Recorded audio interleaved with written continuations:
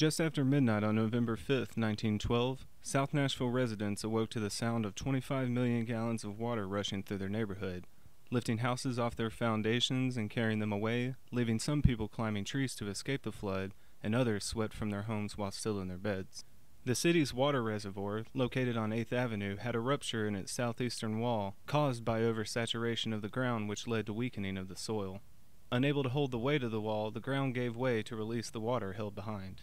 Miraculously, no lives were lost during the disaster, and officials immediately set out to assess the damages and record the losses of those who were affected. Residents were collectively paid over $100,000 at the time to cover their losses, from everything as small as homemade preserves to total property loss. After almost a year and another $100,000 later, repairs were completed, which include stones from the then abandoned Fort Negley nearby, which has seen restoration efforts itself in the past several years. The reservoir was originally completed in 1889 to service the growing population of Nashville, and was constructed of local limestone with a total capacity of 51 million gallons and a dividing wall between the two basins to hold 25.5 million gallons each. When it was first constructed, the city had no filtration plant, and water was stored so that the sediment would settle at the bottom until it reached a certain level, at which point one side would be drained while teams were brought in to clear out the mud and debris. After a cholera outbreak, new safety and purifying measures were put into place, and workers in boats would ride out through the man-made lake dispersing cleaning agents, which has led to the reputation that Nashville still holds to this day for having one of the cleanest city water systems.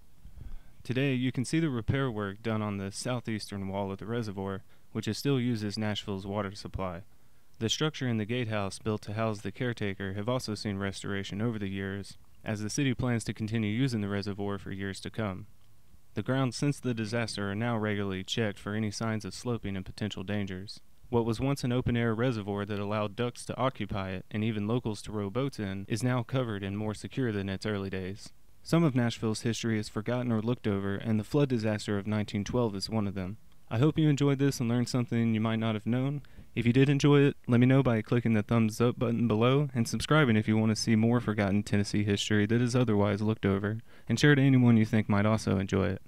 Also, leave a comment below if you know of any place in Tennessee people might not know about. Thanks for watching, and as always, have a good one.